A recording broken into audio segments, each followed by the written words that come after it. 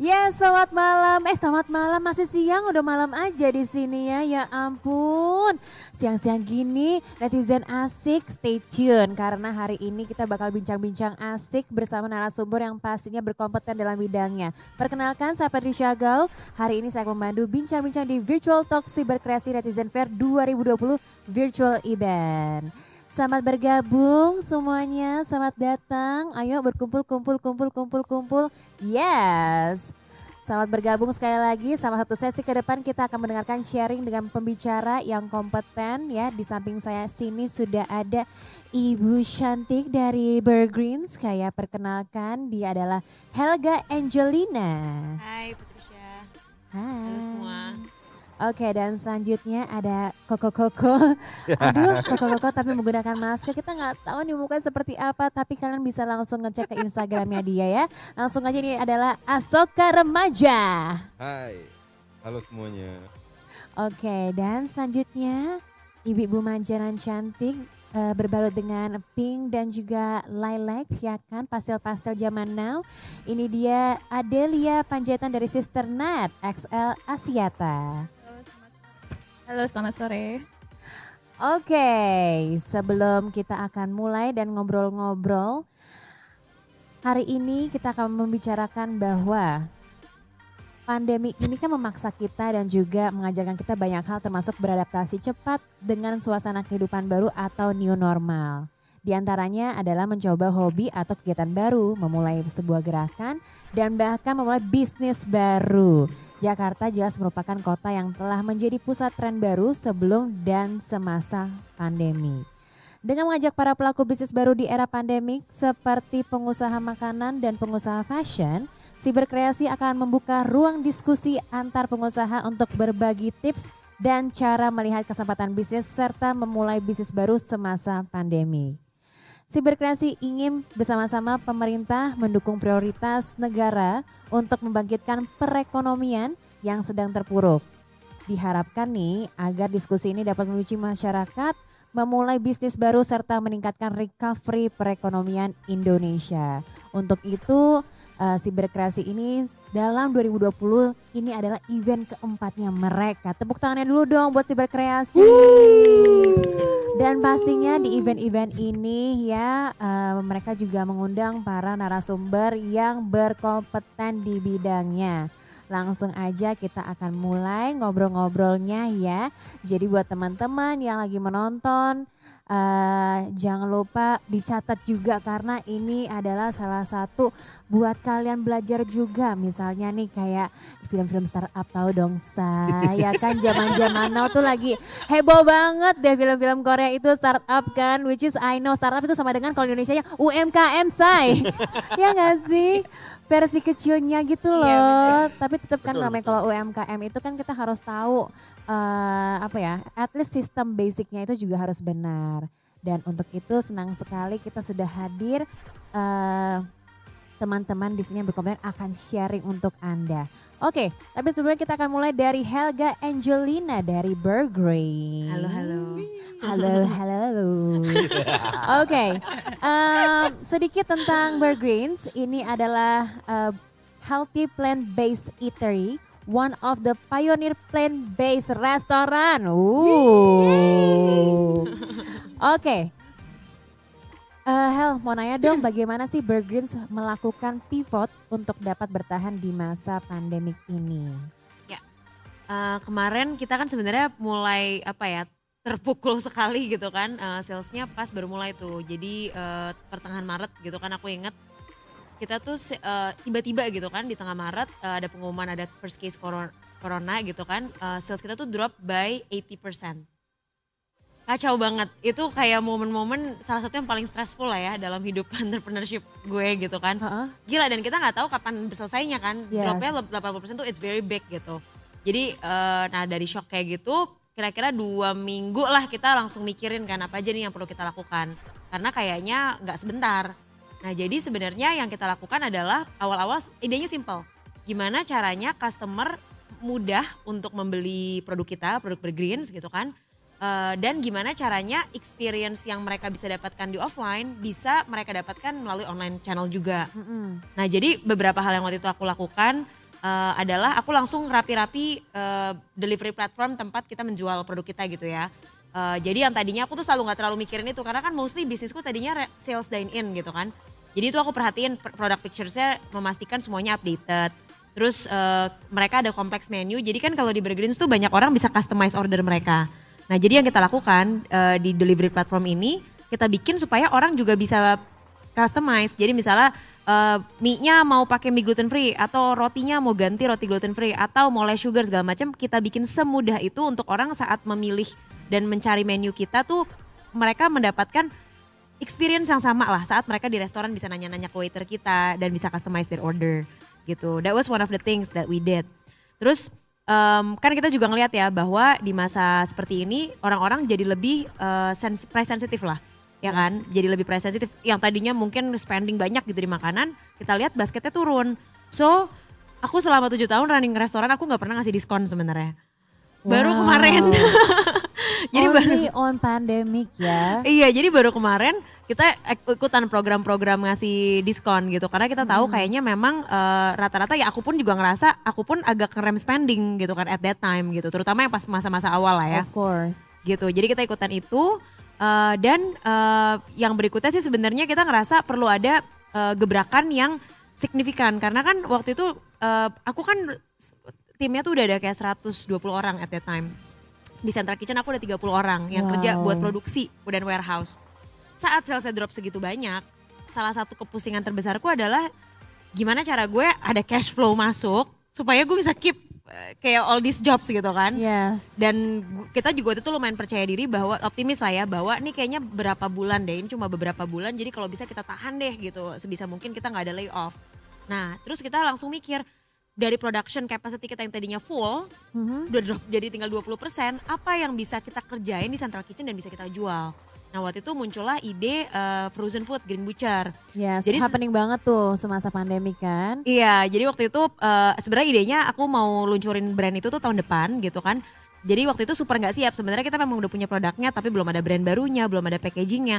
Cuma kita waktu itu modal nekat deh, ya udah kita minimum viable product gitu ya. Pokoknya frozen food meat yang udah kita develop sendiri, daging dari jamur, daging dari ayam dari soy, itu kita pack dalam bentuk frozen gitu, terus kita jual melalui e-commerce platform lah gitu. Nah itu lumayan ngagetin juga karena actually demand-nya saat itu sangat tinggi gitu. Dan ya waktu itu buat kita ini inovasi yang lumayan sukses lah gitu. Dan dari situ pelan-pelan ya kita itu cukup untuk menjembatani kita melalui masa-masa yang sulit lah. Jadi pas udah mungkin PSBB pertama selesai itu pelan-pelan orang kan udah mulai pesan lagi, udah mulai ke restoran. Nah sales di restoran pelan-pelan recovering, tapi itu bener-bener menjembatani cash flow kita gitu. Waktu itu kalau kita nggak ngeluncurin itu beda sih, maksudnya kayaknya situasinya berbeda lah gitu. Dan juga Burgerins itu benar-benar ngikutin perkembangan zaman banget. Dalgona. Iya betul. Gue sampai bingung, loh bukannya Burgerins ini tuh kayak vegan terus kayak plant based. Ini gimana saya bikin dalgona? Hello, kan gimana sugarnya atau apanya? Gimana sih tuh prosesnya? Iya. Jadi ya kita kan baru ngeluarin vegan boba sama dalgona. Sebenarnya tuh gini, aku sama kan aku partneran sama suamiku kan. Kita berdua memang orang yang kayak nggak pernah seumur hidup kita nggak pernah makan boba. Boba terakhirku yang aku makan tuh hop. Jadi masih itu boba zaman kapan deh itu say? Udah iya, masih boba, ada tuh, halo. Boba 1.0 banget gak sih? Nah cuma waktu itu tuh kan gara-gara orang banyak di rumah, actually mereka tuh sering order sesuatu yang buat snack. Tapi kan orang Indonesia suka makan yang jam 4-an, makan yang kenyal-kenyal tapi ngenyangin tapi gak kenyang-kenyang banget gitu kan. Iya, yang penting cuy aja, yang penting gigit. Iya gitu bisa kan. gigit-gigit gitu kan. Nah terus kita ngeliat kan anak kantor kita juga kok tiap hari gitu kan malah beli itu gitu kan boba. Nah terus si Max bilang kayaknya orang-orang kayak kita gitu pingin nyobain, kangen juga ya. Tapi kita nggak bisa beli yang ada di pasaran kan, selain ya pakai produk susu, gulanya juga banyak banget buat kita kemanisan. Terus si Max coba aja di rumah. Jadi dia coba deh gue bikin boba yang kayak kita tuh pakai stevia pemanisnya gitu kan. Jadi bisa low calorie and very low sugar. Terus semuanya bahan natural. Terus kita pakai susunya tuh susu kedelai sama whipped cream dari kelapa. Gitu. Nah waktu itu coba-coba aja sih, coba-coba. Terus pas aku pertama kali nyobain, gila enak banget ya boba ternyata. Selama ini gue missing something big gitu. Ya udah habis itu kita dari situ sih sebenarnya kita cobain ke kantor. Anak-anak kantor kayak oh my god kak ini enak banget.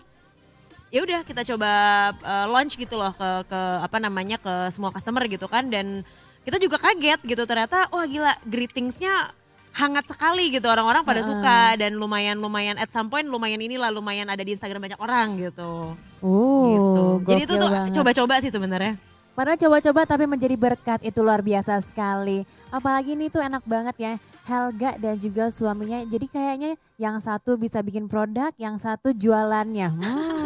Mantap. Tapi anyway aku kurang lebih tahu tentang Bergreens dari saudara aku namanya Jordan Kamal. Dia adalah founder dari Mau Belajar Apa.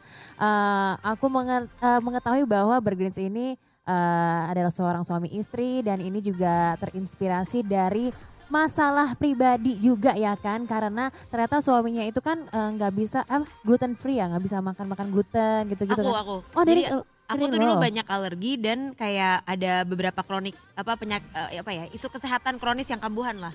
Yang nggak bisa sembuh saat aku ganti pola makan menjadi pola makan nabati. Wow, dan ever since that udah Never look ada, back. Never look back abis itu. Udah gak ada lagi, ya udah gak ada lagi. Wow, jadi emang kayak apa yang kita konsumsi itu sangat sangat affected to our body banget ya. Banget. And our mind juga. Aduh ngomong our mind kok langsung kayak ke mata gue gitu kayak dapet banget gitu kayaknya. Tapi ngomong-ngomong soal our mind, body and soul, semasa pandemik ya orang-orang pada kerja pada di rumah, terus kita nggak bisa keluar, oh my god, tapi orang-orang ini semuanya akhirnya pada beli-beli tanaman. Nih kita ngomongin tanaman, kita ada seorang selebgram yaitu Asoka Remajas. Halo Hang. Halo. Jadi gitu ya saya suaranya, baiklah. Anyway Asoka, aku tadi barusan nge-stalking IG kamu. Ternyata kamu tuh kamu tuh jualan tanaman atau gimana sih, serum tanaman apa sih kamu tuh traveling juga iya. Terus culture juga iya, sekarang tanaman. Oh ya coba jelasin deh. Jadi dari 2014 ke 2019 fokusnya travel blogger. Nah, tapi 2019 Desember udah ngomong ke manajer pengen berhenti, pengen nggak mau jalan-jalan untuk kerja gitu, karena kan biasanya tuh di endorse bikin konten gini. Udah ngomong sama manajer, Pet, gue udah nggak, kebetulan namanya Petty juga. Iya. Oh gitu. Iya aku manajer kamu ya. Asoka ingat persenan. Untuk 2020 gue nggak mau jalan-jalan untuk kerja ya. Untuk jalan-jalan mau, tapi kalau suruh kerja nggak. Mendingan cari kerjaan yang di Jakarta aja. Nah karena pada masa itu mau renov rumah, beresin rumah, dan iseng-iseng kan pengen ada green corner gitu biar cantik gitu. Belilah ke Geraha Raya di Bintaro beberapa tanaman, selama seminggu dirawat kok bahagia gitu. Nggak yang tadinya mikir nggak bisa piara tanaman, ini tanamannya tumbuh terus dia sehat gitu. Ngerasa kayak ada terapi lah gitu. Beli banyak dan berhubung bintangnya Leo suka pamer. Tetap ya, zodiak pun hadir di sini ya kan. Nah pamer ke IG story gitu tanaman yang baru dibeli, terus dikasih lihat before afternya setelah 2 minggu jadi sehat, ditawar orang. Belinya 12.500, ditawar orang 75.000. Lumayan kan? Jadi waktu itu langsung mikir kayak ada opportunity-nya nih. Lumayan banget. Cuan, itu 100% loh. Dan waktu itu pikir orang-orang pada beli satu, ternyata enggak, satu orang ada yang beli sampai 30 tanaman. Repeat order terus-terusan, bang gue mau nih buat di cafe gue, buat di rumah gue, buat ini. Langsung kayak wow, ada opportunity-nya pada masa itu. Oh, maaf kan? Tuh kan, iya kan? Langsung keluar. Suaranya lebih menggelegar. Terus. Jadi di situ lihat ada opportunity, long story short, masuk pandemik. Jadi waktu itu masih sendiri, masih Asoka Remaja jualan tanaman. Masuk pandemik, ada partner bisnis nih, si yang No Brand Plan sekarang, Primus, dia tiap pagi nelfon. Sok gue bosen karena dia kerja di bidang properti drop. Hotel drop. Yes. Jadi dia nyari orang untuk diisengin, untuk di rong gitu. Akhirnya ngomong, Hans, ini ada opportunity nih jualan tanaman. Lu mau gak kita barengan gitu. Terus dia oke. Nah, seiring berjalannya waktu, No Brand Plant itu ingin jual tanaman. Tapi harga tanaman seiring berjalan waktu naik terus. Naik banget. Gila, naiknya tuh nggak masuk di akal. Beli 125.000, jual 200.000, mau beli lagi harga tanamannya udah 500.000. Kayak nggak nyala. Oh, keluar deh. Iya kan? Heeh. Iya makanya lo kan tuh ya suaranya hilang ya. Loh, kok berarti maaf ya. Jadi nggak masuk di akal. Jadi waktu itu mikir dan kita tuh desperado gitu karena tadinya main fokusnya tuh mau jual tanaman tapi naik mulu harganya. Akhirnya ngomong sama si Hans, yaudah kita jual pendukungnya nih. Kayak si pupuk cair, terus kayak yang buat bersihin daun, and so on and so on. Karena waktu itu gue lagi ngejalanin zero waste living. Jadi bahan-bahan organik yang di rumah kayak sayur, kayak buah-buahan itu kita nggak buang tapi dijadiin pupuk cair. Oh. Dan dikarenakan sekarang mau nyari informasi itu di YouTube, Google, semuanya ada. Jadi lihat dari si A, si B, si C, eksperimen sendiri berhasil si pupuk cair itu. Ngomong ke si Hans nih gue lagi buat pupuk cair. Dan ini berhasil nih, gue udah coba di tanaman gue yang sama, 2 tanaman yang sama, satu pakai satu enggak, yang satu tuh sehat tapi enggak thriving gitu. Yang satu nih daunnya makin gede gini-gini. Long story short, si Hans setuju, terus ya udah, akhirnya sekarang deh. Dan waktu itu ngomong sama Hans, kita tuh jual ini tapi ngomongnya jangan pupuk cair Hans. Jangan pupuk cair, jangan hormon karena itu gampang semua orang udah pakai gitu. Kita harus ada sesuatu nih yang bikin orang kayak klik gitu. Dan gue kan orangnya juga skincare entusias ya. Pantesan makanya glow to the wing, glowing. Centil, aku termasuk centil. Oh wow pastinya. Karena dulu muka jerawatan parah kayak ini, terus mulai mengenali namanya skincare, ada perubahan gitu. Si Hans ngomong serum. Gue sampai kayak serum kan buat muka gitu. Tapi di detik yang sama gue bilang boleh. Iya. Boleh. Dan itu maksud di dunia marketingnya kita butuh gimmicks yang kayak gitu, yang kayak jangan ngikutin apa yang orang udah pernah jalanin, yang kayak Bergreen sih ada. Itu kan dia munculnya sebelum orang mulai yang kayak ini, tapi dia udah muncul duluan gitu. Itu yang kita jalanin di No Brand Plan yang tadinya jadi side income iseng-iseng, project iseng-iseng, ternyata perkembangannya gokil. Yang awalnya 100 botol kejual 48 menit, terus 100 botol kejual 8 menit, sekarang ribuan botol kejual dalam waktu 40 detikan.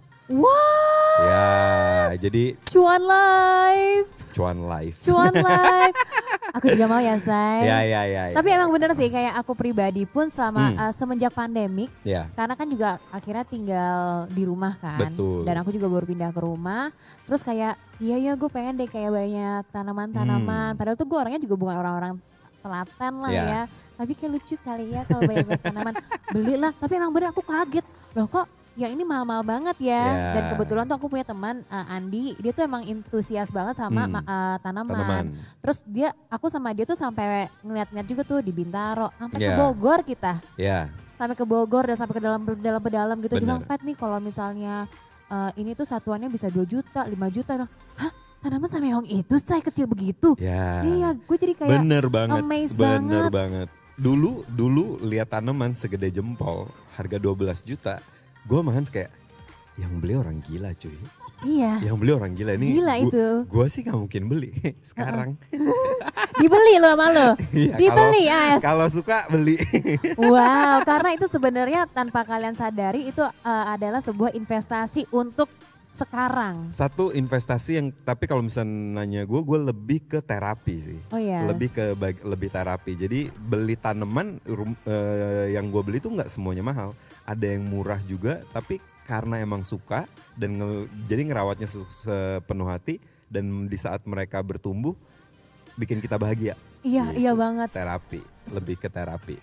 Dirimu juga? Aku baru belajar jadi plant parent juga 3 bulan ini. Wow. Serum bisa di. Yes. Hans udah ya nih 2. Aku juga ya. Tapi bener banget deh, kayak misalnya kayak pada saat kita melihat tumbuhan kita itu udah mulai tumbuh, yes gitu. Terus kayak aku tuh juga kaget tuh, ternyata tidak semua tanaman itu bisa di luar, Betul, harus ada di dalam juga. betul. Gue sekali-sekali lah nih cerita gue sedikit ya, sekali-kali lah gue taruh di luar. Gue pikir kan ya biar, kan nama juga tanaman butuh matahari say, gosong say jadinya say. Udah gue beli lumayan ya, Bener. nggak semahal juta-jutaan sih, tapi kan lumayan Sedih, ratusan ribu ya, sedih, sedih ya. banget. Ini padahal dia bagus, udah gede gitu. Ya. Metong saya udah lah ya. Tapi itu termasuk langkah kreatif lo semasa pandemik sih. Akhirnya lo bisa membuat sebuah serum tanaman ini. Betul. Dan itu ya itu nggak direncanain sebenarnya, cuman kayak ngikutin pasar, terus ternyata pasar yang tadi mau dipenetrasi tanaman hias kayak mental gitu karena stres nggak masuk di akal harganya. Ya itu dia, kita harus beradaptasi sih, kayak situasi udah covid yang kayak gini, kita berusaha di tanaman ternyata juga nggak yakin gitu, akhirnya kita cari jalan, kita cari si pendukung-pendukungnya, contohnya kayak serum, kayak yang buat bersihin. Sampai sekarang kita jualan media tanamnya. Pas waktu pertama kali launching itu 1 ton kejual. Dan itu kayak cuman hampir 2 menitan 1 ton media tanam. Wow. Dan untuk tarik waktu ke sini udah hampir 50-an ton kita jual untuk media tanam. Jadi gokil sih. Bisa dibilang juragan tanah.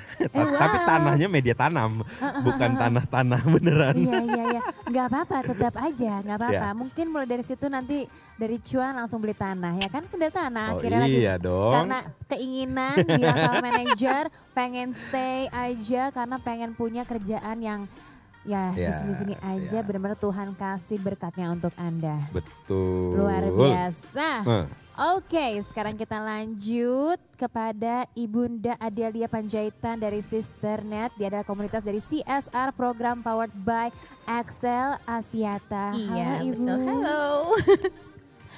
Ibu, saya mau Iya. nanya, bagaimana Sisternet sebagai komunitas mendorong usaha baru dan usaha kecil para mitranya di tengah pandemi COVID-19? Oke. Mungkin sedikit aku ceritain dulu ya mengenai Sisternet ya. Jadi Oke. mungkin banyak sekali di sini banyak yang belum tahu Sisternet itu apa. Tadi yang seperti yang sudah Mbak Patricia sebutkan, betul Sisternet itu adalah salah satu program CSR Aksiata yang memang kita sangat fokus sekali pemberdayaan perempuan gitu. Kita berdiri di 2015. Saat itu kita memang hanya web base, jadi website aja. Jadi menyediakan artikel, terus kayak kelas-kelas edukasi mungkin sekitar mungkin sekitar 2 bulan sekali atau 3 bulan sekali gitu ya. Cuman along the way setelah edukasi yang udah kita berikan kepada perempuan Indonesia semakin meningkat, dan setelah itu di tahun 2019 kita fokus ke UMKM gitu, ke UMKM di mana yang memang internet itu dapat memberikan cuan gitu. Internet di mana beli pulsa itu bisa menghasilkan uang istilahnya. Nah, disitulah kita memberikan banyak sekali edukasi yang mulai dari pengertian internet gitu. Dari segi target market pun kita ada dari rural area juga, ada dari kota-kota besar gitu. Kita kerjasama dengan kementerian, kerjasama dengan komunitas untuk mendapatkan si penerima manfaat tersebut gitu, si para UMKM perempuan itu. Nah, setelah pandemik yang tadi Mbak Persia tanya, setelah pandemik sama seperti Mas Asoka dan Mbak Helga, kita harus berani untuk berubah, harus inovasi, switching into digital semuanya. Jadi 2020 awal kita launching aplikasi Sisternet, di mana si para perempuan UMKM ini dapat mengikuti kelas edukasi gratis secara online. Itu setiap minggu kita ngadain kelas online terus sih, dengan materi-materi yang memang kita pertama pasti survei dulu ya gitu. Kita kan punya ada Sisternet Instagram. Di situ kita biasanya survei sih apa sih materi yang mereka mau bisa dapetin gitu. Nah, selain itu kita juga ada program Sispreneur di mana kita inkubasi si para UMKM ini selama 3 bulan kurang lebih. Kita dampingi, ada WhatsApp grupnya. Jadi saat ini sekitar ada 250 orang, 250 perempuan gitu yang kita manage, ada WhatsApp grupnya gitu. Jadi kita kerjasama juga ada beberapa e-commerce juga sih untuk digital ini kan nggak hanya untuk sampai sosial media untuk jualannya, dia harus berani untuk ke e-commerce, dan masih banyak juga sebenarnya yang memang belum menggunakan itu secara baik dan benar gitu. Jadi akhirnya kita kerjasama dengan beberapa e-commerce juga yang memang bisa menuntun si para ibu-ibu dan pelaku usaha ini agar bisa go online, dan yang tadinya usahanya door to door, tapi akhirnya dia bisa provinsi yang lain juga dia bisa reach gitu. Makanya aku dengar berita sempat cerita ya tadi sama Mas Asoka sama Mbak Helga, itu menurut aku langsung semuanya bisa switching itu digital lah di pandemic ini. Memang harus berinovasi sih pada saat kita merasa struggle ya gitu. Jadi saat ini sih Sisternet seperti itu sih Mbak Patricia. Wow, itu menurut aku luar biasa banget sih. Iya. Karena kebetulan kita juga lagi demam-demam Korea, pasti tahu dong startup ya kan. Sebenarnya kayak ibu-ibunya bukan ibu nama Ibu Andelia deh. Bu Jipyong. Ya nggak sih? Kan jadi mentor-mentornya. Betul, Iya sih ngajarin edukasi betul. juga iya benar. Bu Jipyong, itu gimana sih suka dukanya membantu para UMKM di Indonesia, terutama kan ibu-ibu dari daerah-daerah itu gimana Iya. tuh Bu? Kalau misalnya tadi yang ada sispreneur ya namanya ya, mungkin yang tadi udah aku ceritain, sispreneur itu kita tidak hanya memberikan edukasi saja, tapi kan pasti enggak semua pelaku usaha mikro, ini kita masih ngomongin target pelaku usaha mikro ya, enggak semuanya juga yang misalnya tidak memiliki handphone atau misalnya mereka kesulitan gitu untuk ya gue mau belajar online tapi gue mendingan beli makanan dasar untuk orang rumah gue dong, atau misalnya mendingan saya beli untuk modal saya untuk usaha gitu. Ya kita juga provide pulsa sih untuk mereka agar mereka juga tetap bisa mengikuti kelas online-nya gitu. Wow. Jadi kita benar-benar pure untuk sebanyak-banyaknya mendapatkan prima manfaat untuk si para prima manfaat yang memang kita targetnya fokusnya adalah UMKM gitu. Dan di tahun depan itu kita sudah ada memiliki rencana untuk selain diberi bimbingan edukasi, kita juga akan bekerja sama juga dengan beberapa partner yang memang kita bisa menyediakan pendanaan kepada mereka gitu.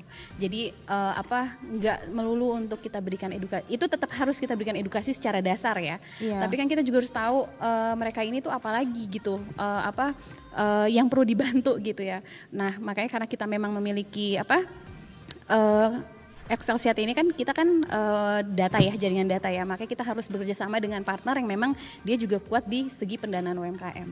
Nah kita membuka akses pintu itu rencana di tahun depan sih gitu. Wow. Bu, aku juga penasaran ya, gimana sih caranya untuk para ibu-ibu atau para UMKM mungkin yang lagi nonton pengen join di Sisternet tuh gimana? Oke, jadi untuk teman-teman semua, mau itu ibu-ibu, mau itu ada perempuan millennials juga siapapun, itu boleh banget join Sisternet di ada aplikasinya di Apple App Store dan Google Play Store. Jadi free, hanya cuman daftar aja, langsung bisa dapetin kelas online secara free gratis, seminggu sekali kita adain. Dan minggu depan itu kita ada acara namanya Festival Webinar Pintar Mbak. Jadi kita ngadain 2 hari full kelas online edukasi, di mana yang ikut di acara tersebut mereka berkesempatan untuk mendapatkan modal dana untuk tahun depan itu di 50 juta rupiah. Wow. Iya. Bentar. Tapi gimana caranya untuk dapetin uang tersebut? Oke. Iya dong, masa gue kucuk-kucuk, gue download, gue ikutan, gue nonton, terus cara memilihnya untuk mendapatkan uang tersebut bagaimana? Oke, jadi pertama si para sisters, kita nyebutnya sisters ya. Sisters, hello sister, netizen, netizen Jadi asyik dan para sisters ini dia pertama pasti join jadi anggota Sisternet dulu. Terus dia ikutin semua kelas selama 2 hari secara free, dan juga kita ada narasumber sekitar 27 narasumber. Kelasnya itu ada sekitar 15 kelas gitu. Termasuk ada dari Mas Yosi juga, dari Siberkreasi juga. Ada Pak Samuel juga, kita invite juga gitu. Nah, jadi disitulah mereka ikutin semua. Setelah itu mereka submit artikel Mbak di dalam aplikasi, di dalam website kita. Kita ada website juga kan. Jadi mereka submit artikel di mana usaha mereka udah berjalan 1 tahun. Terus dia ceritain kenapa sih gue mau dapetin uang 50 juta ini di tahun 2021 gitu. Istilahnya roadmap usaha mereka nih tahun 2021 tuh mau ngapain sih, setelah misalnya contohnya seperti Mas Asoka punya awalnya suka tanaman gitu misalnya, terus Mas Asoka mungkin kan punya roadmap misalnya ke depannya apa gitu, mungkin bikin serumnya mungkin nanti di tahun 2021 itu akan serum apa aja gitu. Nah diceritain ke kita di tulisannya itu di websitenya. Setelah itu yang terpilih dia akan mengikuti inkubasi lagi kelas 1 bulan untuk kita edukasi lagi lebih mendalam gitu. Nah disitulah akan ada seperti test brief dari kita. Di situ ada penilaian-penilaian dari juri-juri yang udah kita pilih. Baru nanti pada saat Women's Day kita akan umumin pemenangnya itu siapa yang akan mendapatkan pendanaan total 50 juta, dan juga kita akan memberikan kayak video profile sih Mbak Patricia. Jadi kita bikin video profile usaha mereka dari mulai dia baru mulai sampai saat ini produknya seperti apa gitu. Terus setelah itu kita juga kasih free untuk photoshoot produk.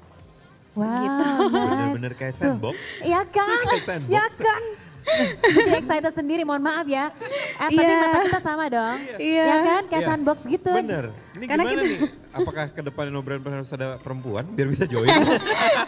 Karena kita dua-duanya laki-laki. Karena kita concern banget ya Tapi sama keren banget, perempuan UMKM gitu, Iya, Mbak iya, Patricia sama Mas Salut Asuka, sih, Mbak Helga. salut Iya. yang kayak gini. Emang Iya, kadang iya. butuh di push ya untuk perempuan-perempuan. Iya. Betul. Tapi it's a good thing sih, karena ini juga CSR ini juga termasuk ngikutin perkembangan zaman. Kalau dulu kan CSR yang aku tahu biasanya adalah oke, ada dana dari perusahaan, emang ini untuk CSR, kita hanya memberikan kepada panti-panti gitu kan. Nah, tapi kalau ini instead of hanya memberikan, tapi ini memberikan ilmu. Di mana aku tahu banget masyarakat Indonesia itu kan masih agak kurang tentang pentingnya edukasi. Betul. Pentingnya mereka tuh tidak mengerti bahwa edukasi itu adalah investasi jangka panjang. Iya, betul. Mungkin makanya itu yang tadi ibu sendiri bilang kan, mereka lebih mikirin gue beli bahan makanannya buat besok daripada gue harus makanin ilmu. Betul. Iya. Gitu, padahal si ilmu ini bisa buat mereka bekerja untuk lebih panjang lagi. Betul. Gitu, instead of kasih 100.000 nih hari ini, tapi aku kasih kamu ilmu yang senilai 100.000, kamu bisa bikin usaha buat besokannya sampai seminggu ke depan. Gitu. Karena aku juga pernah sih kayak bekerja di di CSR juga, tapi itu kayak ke pedalaman-pedalaman gitu dulu. Iya, Jadi iya, kayak iya, aku iya, ngerti iya. banget sih kayak merubah mindset mereka itu memang tidak mudah. Iya, Itu betul. butuh banyak sekali kesabaran. Betul Mbak. Dan kita jangan sampai meninggalkan gitu aja, karena kan kita harus sustain ya. Apa yang Yes. kita berikan gitu harus sustain. Memang tahun lalu itu kita juga sebenarnya kita ke desa-desa sih Mbak gitu. Makanya dari itu pada saat pandemik ini kita switch semua ke kelas online. Wow. Gitu. Tapi at Dulu least kita ke dengan desa-desa. adanya kelas online ini semenjak pandemik jadi bisa lebih nge-reach banyak orang lagi. Betul. Karena kan kalau zaman dulu tuh kayaknya harus kita ke daerah-daerah dulu nih kumpulin orang baru bisa di-sharing. Tapi kalau sekarang semuanya serba online. Itu kayaknya salah betul. satu hal yang positif dari ini deh. Transformasi digitalnya Iya. accelerated gitu. Betul. Iya benar. betul. Dan kolaborasi juga harus banyak ya. Iya. Oke, kita balik lagi nih ke Burgreens. Jadi kalau soal ngomongin digital, bagaimana sih tips untuk memaksimalkan usaha melalui dunia digital ala Burgreens? Yang pertama sih pastiin customer itu semudah mungkin bisa menemukan produk kita di online dan experience mereka membeli itu menyenangkan. Semenyenangkan mungkin yang bisa kita lakukan via digital lah ya. Jadi itu sesimpel sebenarnya kayak maximizing product pictures. Jadi product pictures harus proper dan lengkap dan updated. Semua product information harus benar. Apalagi kalau buat restoran yang SKU-nya banyak, itu hal-hal kecil yang sering di overlook sebenarnya. Dan banyak orang suka kesel kalau misalnya ada deskripsinya apa, pas dibeli ternyata salah gitu kan. Jadi itu kita pastiin benar dan dicek gitu. Terus tapi yang paling penting sebenarnya kalau bisnisnya kayak aku kan brick and mortar ya, jadi tech enabled, bukan tech based tapi tech enabled. Pastikan operasional sistemnya, jadi SOP-nya dan timnya di-train untuk bisa fulfilling digital orders. Karena kan kalau digital itu komitmen orang untuk beli sebenarnya lumayan low. Bisa gampang banget lagi lihat-lihat, tiba-tiba mau cancel, mereka gampang banget cancel. Nah kita harus memaksimalkan experience mereka, jangan sampai mereka ilfeel. Misalnya kayak aduh banyak banget yang sold out, kayak ngehang atau apa gitu. Itu hal-hal yang membuat orang actually nggak jadi beli dan itu kan loss of opportunity ya gitu. Jadi itu sih integration dari operations ke online sales channel itu penting banget, sama pastiin visual merchandising online kita menarik dan lengkap gitu.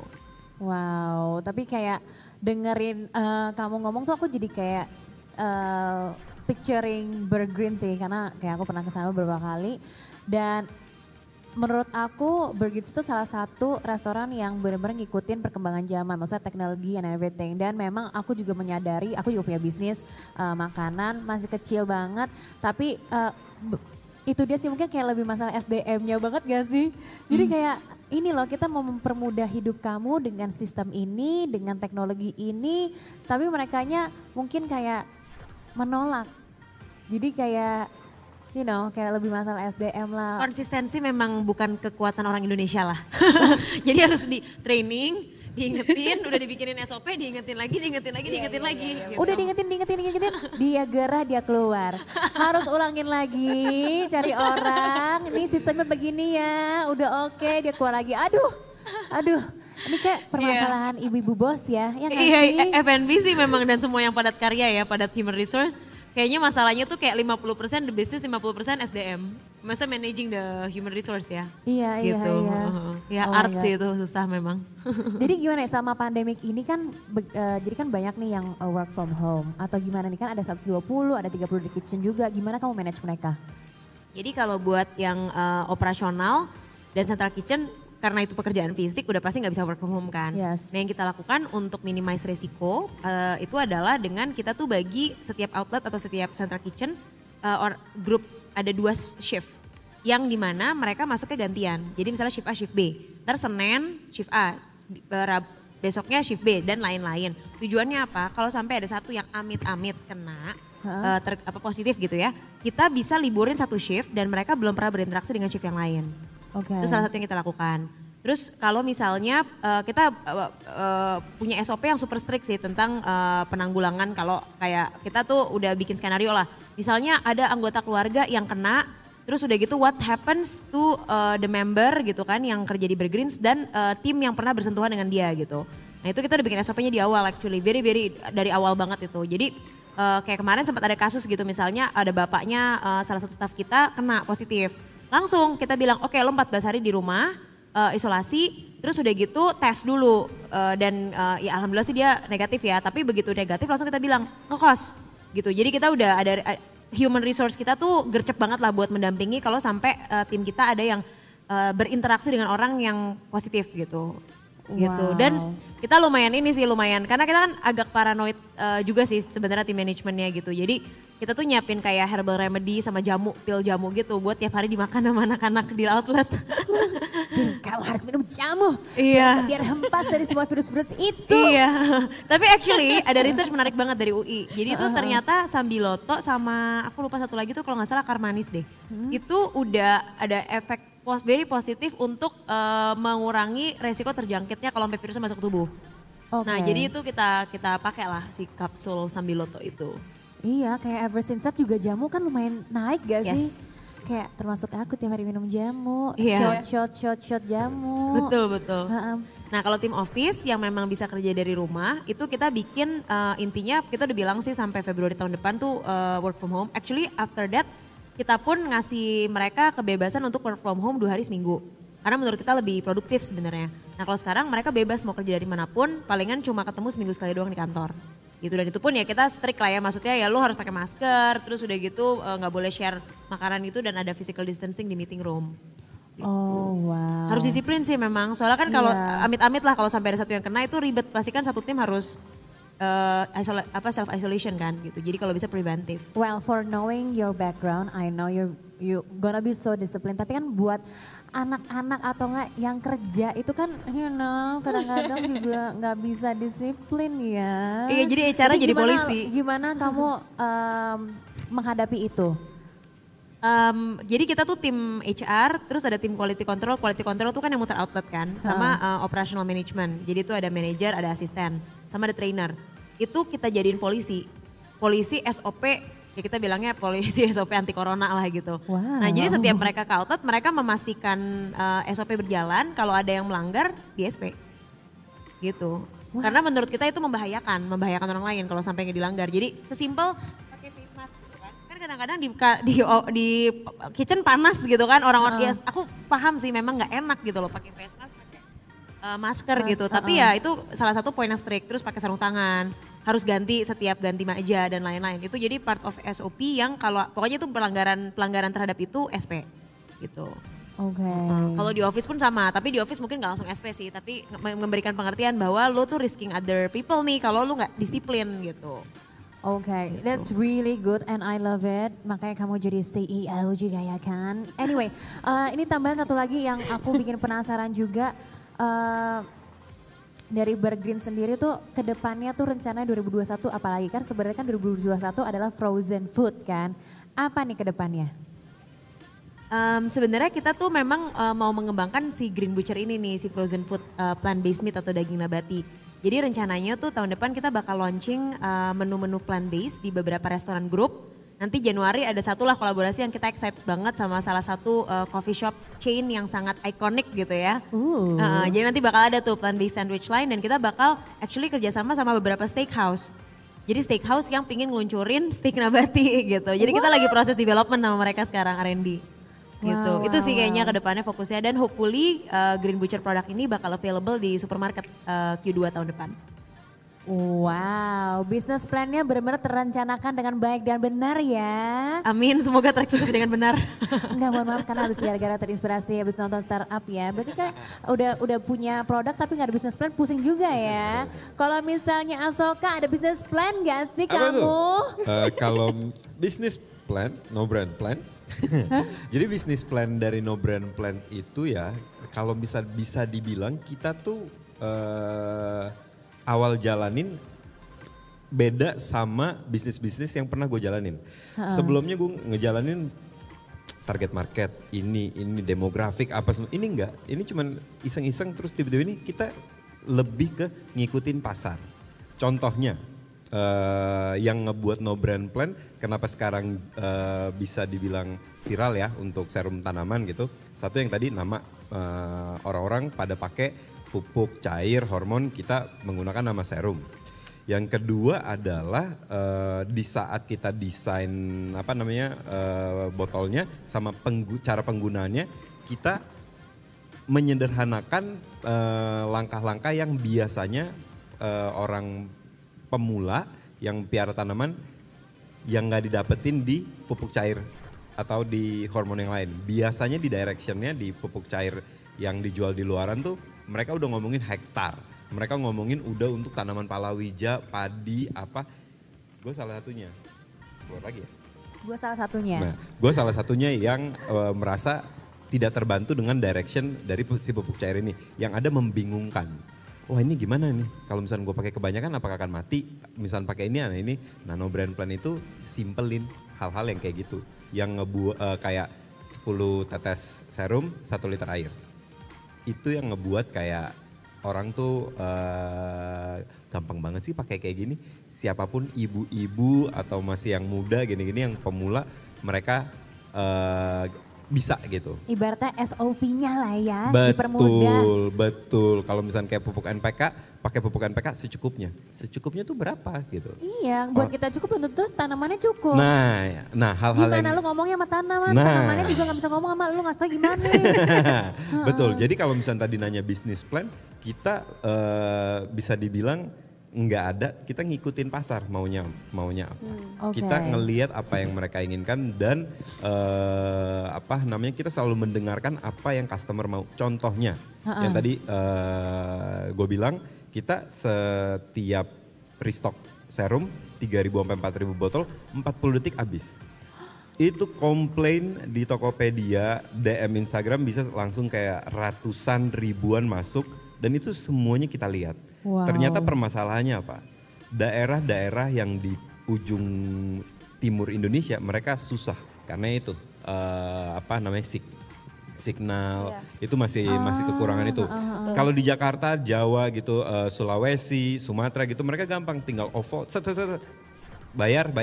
Kalau misalnya mereka di sana masih harus ke Indomaret, masih harus kemana, belum jaringan naik turun. Iya, mereka harus jalan berapa kilometer untuk mendapatkan signal, sampai ke gunung dulu sampai signal. Nah, kita mendengarkan customer kita, consumer kita, dan akhirnya di bulan Desember ini kita ngadain virtual tour. Apa tuh virtual tour? Jadi kita upload stok per pulau dari timur Indonesia sampai Jawa. Dengan harapan orang-orang yang di daerah timur gitu mereka bisa mendapatkan si serum.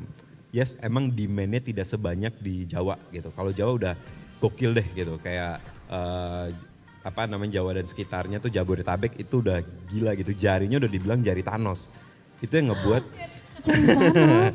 Jadi sekali kayak klik gitu semuanya habis gitu. Nah ini orang-orang yang di pulau ini yang selalu bilang Sulawesi gitu. Terus Kalimantan sama timur Indonesia kayak mau mereh bahkan. Wow, mau mereh. Asli, mereka sampai kayak, bang gue mau serum lu tapi gila gak pernah dapet, gue udah coba dari bulan Juli gitu. Nah itu kita lebih konvensional sih, bukan yang kayak ini. Kita lewat marketing, tapi kita lebih ke, jujur sampai sekarang No Brand Plan kita tidak ada budget marketing gitu, budget untuk ini karena kita menggunakan word of mouth. Karena kita Yes. percaya produknya, kita upload testimoni di sosial media masing-masing gitu.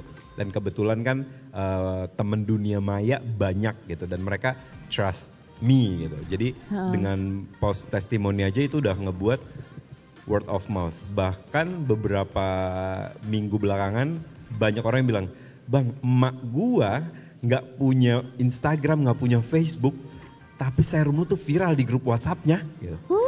Gitu. Itu jari-jari emak-emak langsung cepetan mulai. Forward WhatsApp group gitu ya. Nah. Itu memang kita harus pecinta ibu-ibu ya. Ya, makanya Ibu-ibu is the saya cuan, sayang you know? sekali sama ibu-ibu, mama-mama. Apalagi kalau ibu-ibu kesel sama suaminya, udah deh gue ngomong aja sama tanaman, Ya, ngomong betul, sama laki betul, gue gak betul. didengerin, gue ngomong sama lu aja dah gitu kan. Itu. Sini nak, aku sehatin kamu. Kurang lebih sama sih sama Bergreens, kita lebih ngelihat customer experience gitu, yang kayak kekesalan mereka kita dengar apa yang ini terus kita improve. Contohnya yang dari kita nggak pernah kepikiran tuh mau virtual, tapi karena demandnya ternyata mereka marah gini, kesel nggak pernah dapat gitu, akhirnya kita mikir oh ya benar ini dikarenakan jarak, dikarenakan teknologi di sana tidak semaju di sini, akhirnya kita decide itu yang ngebuat kayak makin kesini No Brand Plan punya loyal customernya banyak banget, gue bisa bilang kayak banyak sekali. Wow, God bless you. But anyway, mungkin boleh dikasih tahu ke para netizen ini ya, motivasi untuk masyarakat yang belum memulai usaha dan tips untuk memulai usaha ala Ash gimana? Terutama di tanaman ya, kalau misalnya di tanaman sebenarnya sama kayak kalau misalnya kita mau mulai bisnis gitu. Jangan jualan atau jangan ini gara-gara ikutin tren, terutama tanaman. Kayak dulu Philodendron Birkin satu tanamannya itu bisa 1,2. Tapi sekarang harganya drop bisa cuma 300.000. Jadi kalau misalkan nanya gue, jualan tanaman yang emang lu suka dan emang lu tahu gitu. Karena kedepannya kita nggak tahu nih pasar naik turun, terutama tanaman itu bisa once ada di atas tiba-tiba drop gitu. Jadi hindari pikiran-pikiran maruk. Kayak misalnya, oh ini lagi tren nih, oh tiba-tiba beli semua untuk dijual. Ternyata nggak kejual dan harganya drop, kita akan ngerasa kayak stres, kesel, terus putus asa dan akhirnya nggak ada ketenangan yang tadinya tadi kita bilang piara tanaman itu identik dengan ketenangan batin, zen, dengan kayak terapi gitu. Akhirnya kita jadi kesel gitu. Jadi belilah tanaman dan jualah tanaman yang emang kita suka. Jadi one day kalau misalkan harganya drop, nothing tulus. Toh kita seneng sama tanamannya, terus kalau misalkan kejual dengan harga yang lebih murah, it's okay gitu. Karena gini, ini belajar dari teman gitu. Namanya Nano, masih jauh.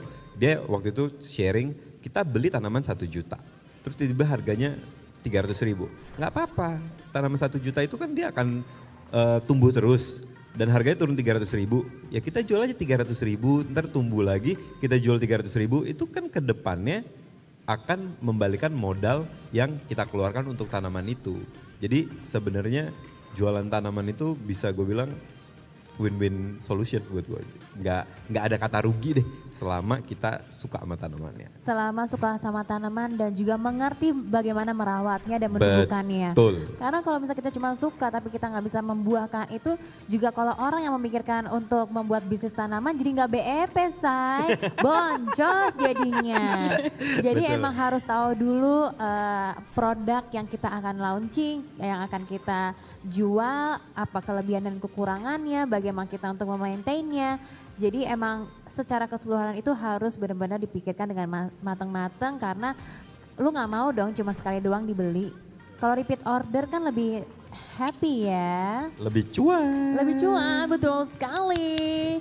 Terima kasih dan selanjutnya again kembali lagi dengan Ibu Adelia. Bu, last but not least nih tentang Sisternet. Iya, Mbak. Apakah ada strategi dari Sisternet yang didukung oleh platform digital dalam mendorong dan menjadikan para UMKM atau bisnis baru ini sustainable? Oke, jadi kalau untuk yang digital platform yang sebelumnya sudah aku sempat sampaikan, kita itu ada di website dan juga ada di aplikasi, bisa di-download, di-install di di Google Play Store dan juga di Apple App Store.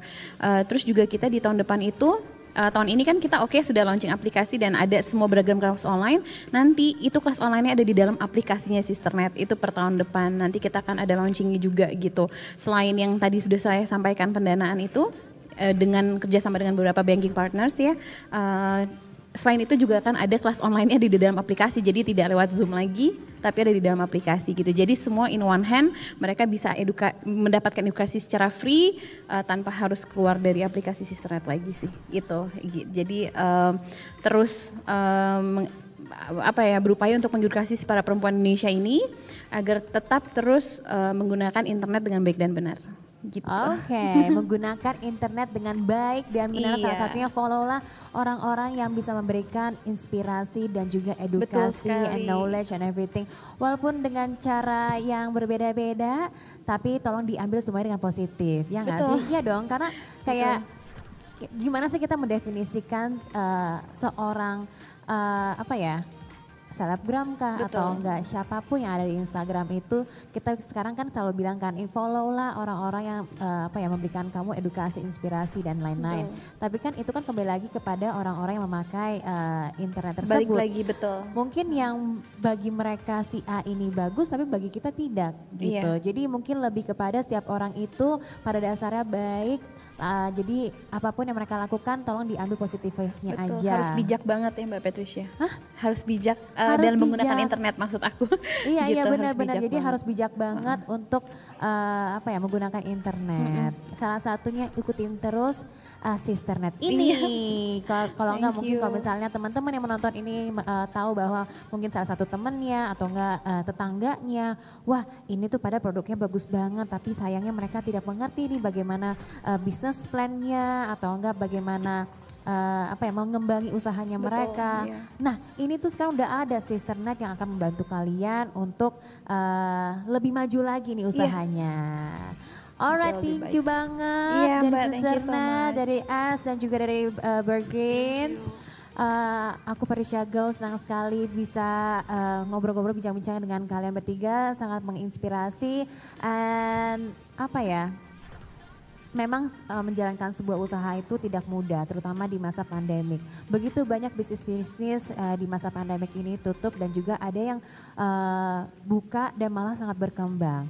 So, I think in this era kita harus benar-benar mengikuti perkembangan zaman, harus bisa berinovasi. Like it or you don't like it, this is happen, right? Di 2020 begitu banyak perubahan yang kita harus secepatnya beradaptasi. So teman-teman dari netizen, thank you so much for watching. Saya Patricia Gao dan juga teman-teman, kita berundur diri dulu. Jangan lupa untuk scan QR code berikut untuk dapatkan e-certificate, yes.